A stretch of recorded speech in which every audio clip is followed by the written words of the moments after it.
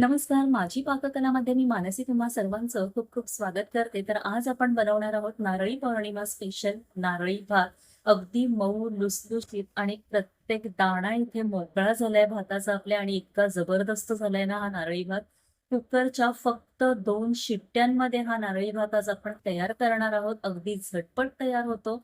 बऱ्याच जणांना काय होतं ना, गुळाचं, पाण्याचं प्रमाण कळत नाही. त्यामुळे त्यांचा नारळी भात बऱ्याचदा फसला जातो. तर अगदी अचूक प्रमाणासहित आणि भरपूर साऱ्या टिप्स सहित हा मी नारळी भात तुम्हाला इथे करून दाखवणार आहे आणि अफलातून झालेला आहे. पटकन रेसिपीला सुरुवात करूयात. त्यासाठी इथे मी 1 वाटी इतका बासमती तांदूळ घेतलाय. हा मी पुलाव बासमती जो येतो तो तांदूळ घेतलेला आहे आणि ज्या वाटीने आपण तांदूळ घेणार आहोत ना, तीच वाटी शेवटपर्यंत प्रमाणासाठी आपल्याला वापरायची आहे.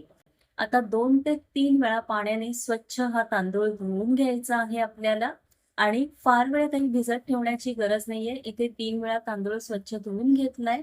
आता यावर तांदळाच्या वर पाणी येईल इतपत पाणी घ्यायचं आणि फक्त 10 मिनिटांसाठी साईडला ठेवणार आहोत. 10 मिनिटं झालेली आहेत. आता एखादी चाळण घ्यायची किंवा तुमच्याकडे असं काही भांडं असेल चाळणीसारखंच तर ते घ्यायचं आणि त्यावर हे सगळे तांदूळ काढून घ्यायचे आहेत. आता यातलं आपल्याला पाणी सगळं काढून घ्यायचं आहे म्हणून आपण चाळणीवर हे तांदूळ काढून घेतोय. 5 मिनिटांसाठी फक्त साईडला ठेवायचं म्हणजे त्यातलं पाणी सगळं निथळून जाईल. आता हा भात आपण कुकरमध्ये करतोय. अगदी झटपट तयार होतो. फक्त 2 शिट्ट्यांमध्ये मस्त असा भात हा फळफळीत आपला तयार होतो. तर इथे आता जो भाजी आपण बनवताना चमचा वापरतो ना, त्याने 1.5 चमचे इतकं मी तूप घेतलेलं आहे. तूप गरम झालं की 2 मोठे चमचे काजू घेतलेले आहेत. मी इथे फक्त काजू आणि किशमिश वापरणार आहे. तुम्हाला दुसरे ड्रायफ्रुट्स देखील इथे घालायचे असतील तर घालू शकता. त्याचबरोबर 4 लवंगा, 1 इंच दालचिनी आणि 2 हिरव्या वेलच्या इथे घेतलेल्या आहेत. मिनिटभरासाठी सगळे पदार्थ इथे तुपावर छान परतवून घेतलेत. 1 चमचा इथे मी किशमिश घेतलेले आहेत आणि पुन्हा 1 मिनिटभर इथे तुपावर परतवून घेते. खड्या मसाल्यांचा ना खूप छान सुगंध ह्या नारळी भाताला येतो आपल्या. तर इथे आता जो आपला तांदूळ आपण साईडला ठेवलेला निथळण्यासाठी तो सगळा तांदूळ इथे घालून घ्यायचा आहे आणि आता 3 ते 4 मिनिटांसाठी तुपावर हा तांदूळ आपल्याला भाजून घ्यायचा आहे, परतवून घ्यायचा आहे. अगदी खमंग सुवास सुटेपर्यंत आपल्याला हा तांदूळ इथे परतवून घ्यायचा आहे. तर इथे आता तांदूळ मी 3 मिनिटांसाठी परतवून घेतलाय. आता त्याच वाटीने इथे हलकासा दाब देऊन मी 1 वाटी ओल्या नारळाचा चव इथे घेतलेला आहे. लूज भरू नका, वर-वर करू नका. थोडा हलका दाब देऊन इथे नारळाची वाटी आपण भरून घेणार आहोत. तर ज्या वाटीने आपण तांदूळ मोजून घेतलेले त्याच वाटीने इथे मी 1 वाटी नारळाचा चव घेतलेला आहे. आता तो देखील तांदळासोबत पुन्हा 3 मिनिटांसाठी छान असा परतवून घेतलेला आहे. अगदी झटपट हा भात आपला तयार होतो आणि अफलातून चवीला लागतो. ते आता नारळाचा चव देखील मी परतवून घेतलेला आहे.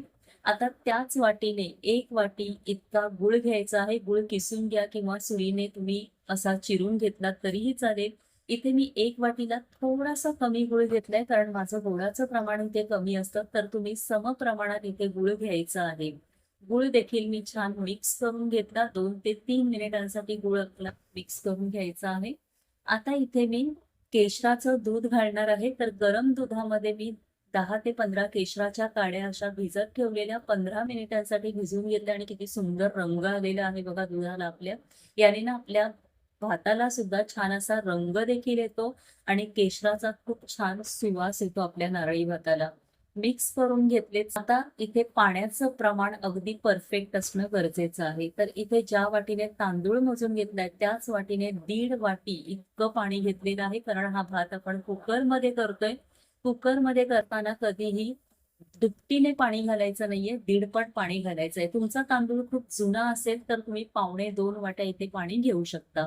आता इथे चवीनुसार मीठ घालते म्हणजेच अर्धा चमचा मीठ घातले. कुठल्याही गोडाच्या पदार्थात ना मीठ आवर्जून घालायचं. खूप छान स्वाद येतो आपल्या पदार्थाला. आता इथे एक उकळी आणायची आहे फक्त. उकळी छान आली की मिक्स करून घेऊया आणि सगळ्यात शेवटी इथे वेलची जायफळ पूड घालायची. तर माझ्याकडे ही वेलची जायफळ पूड तयार आहे. तुमच्याकडे फक्त वेलची पूड असेल तर वरनं पाव चमचा जायफळ नक्की किसून घाला. मी इथे 1 चमचा वेलची जायफळ पूड घातलेली आहे. मिक्स करून घेते आणि आता याला झाकण लावून घेऊया कुकरला आणि फक्त फक्त 2 शिट्ट्या काढायच्या आहेत. फार वेळ ठेवायचा नाहीये. 2 शिट्ट्यांमध्ये आपला मस्त मऊ, मोकळा, लुसलुशीत असा भात इथे तयार होतो. आणि इथे गॅस बंद करून घेते. 2 शिट्ट्या काढल्या, थंड करून घेतलाय कुकर. आता कुकर मला उघडून दाखवते आणि काय जबरदस्त आपला नारळी भात झालेला आहे बघा. अगदी मोकळा, सुटसुटीत असा इथे भात आपला हा तयार झालाय आणि रंग देखील सुरेख आलाय. अगदी शीत देखील किती फुललंय बघा, एक-एक दाणा असा आणि छान शिजला गेलाय. खूपच अप्रतिम आपला हा भात इथे तयार झालेला आहे. तर एकदा या नारळी पौर्णिमेला ना नक्की करून पहा. झटपट तयार होते ही रेसिपी.